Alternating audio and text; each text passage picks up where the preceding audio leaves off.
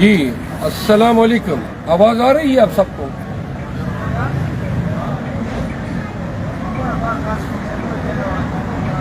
Hello, السلام علیکم۔ جی السلام علیکم خواتین و حضرات، آواز آ رہی ہے؟ اچھا، میں نے اپنی رائے کا اظہار انگلش میں کیا تاکہ جو انگلش پیپل یا جو اردو نہیں جانتے ہیں وہ بھی ہمارا پیغام سمجھ سکے،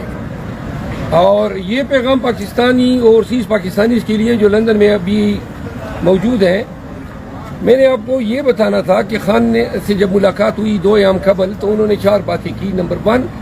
کہ صرف یہ مینڈیٹ پہ ڈاکہ نہیں ہے بلکہ یہ پاکستانیوں کی آزادی کے حق پہ ڈاکہ ہے۔ نمبر 2، اس ڈاکے کے ذریعے کرمنل منی لانڈرنگ سینڈیکیٹ کو پاکستان پہ مسلط کیا جا رہا ہے، اور وہی تسلسل ہوگا جو 16 ماہ PDM کے نام پہ بنی حکومت نے پاکستانیوں کا خون چوس کے ان کی کمائی کو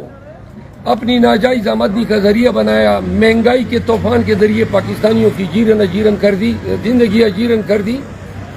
تو لہٰذا خان صاحب نے کہا کہ پاکستانیوں کو بتا دیں کہ یہ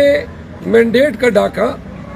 وقتی نہیں ہے، بلکہ پاکستان میں آنے والے ہر الیکشن کی تقدیر بھی سوالیہ نشان ہوگا۔ کون اعتماد کرے گا کہ 5 سال یا 4 سال بعد ہونے والے الیکشن میں لوگ عوام کے پاس جائیں گے، جب ریٹرننگ آفیسر فارم 45 کے بعد فارم 47 میں جلسازی کے ذریعے لوگوں کو جتوا سکتے ہیں، اور جتوانے کا عمل بھی ایسے ہیں جہاں پہ 1 لاکھ اور 1.5 لاکھ کی لیڈ سے PTI کی جیتی ہوئی امیدواروں کو MQM کے ایسے امیدواروں سے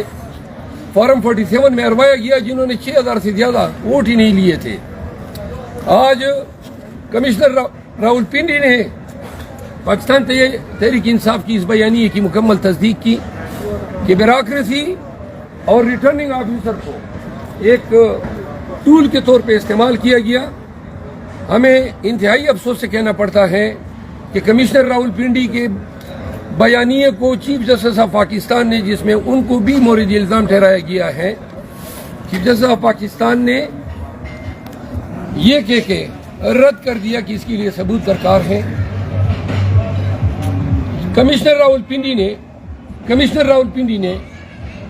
یہ واضح طور پہ کہا کہ 13 NA کے حلقے جو راول پنڈی ڈویژن میں فال کرتے ہیں وہ 13 کے 13 حلقے PTI سے چوری کر کے PMLN کو دیے گئے۔ 17 حلقے کراچی میں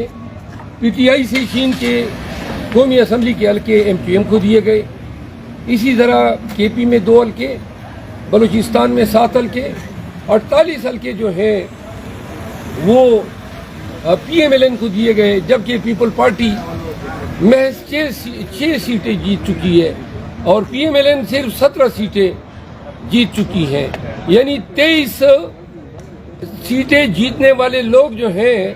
وہ 300 کے لگ بھگ ایوان میں حکومت سازی کا دعویٰ کر رہے ہیں۔ افسوس کا مقام یہ ہے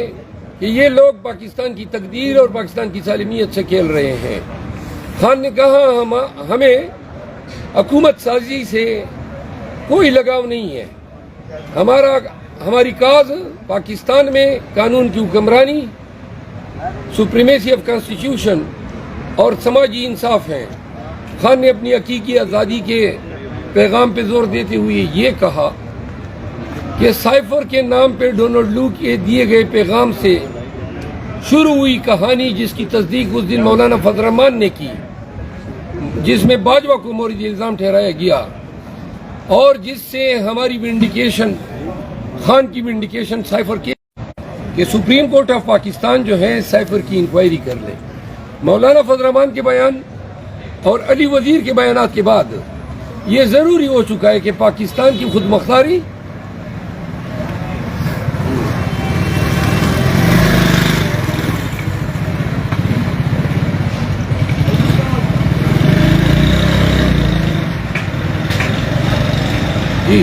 پاکستان کی خود مختاری اور پاکستان کی سالمیت کے لیے یہ ضروری ہے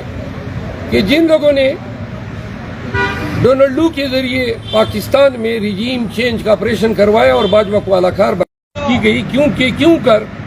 پاکستانیوں کے ووٹ سے منتخب شدہ حکومت کو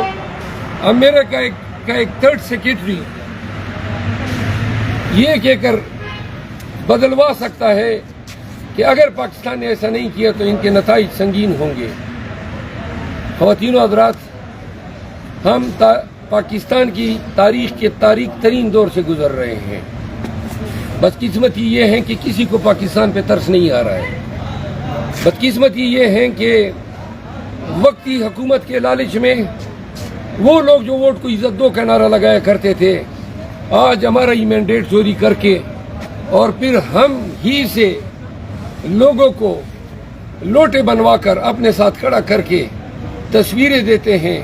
اور گویا یہ پیغام دیتے ہیں کہ جو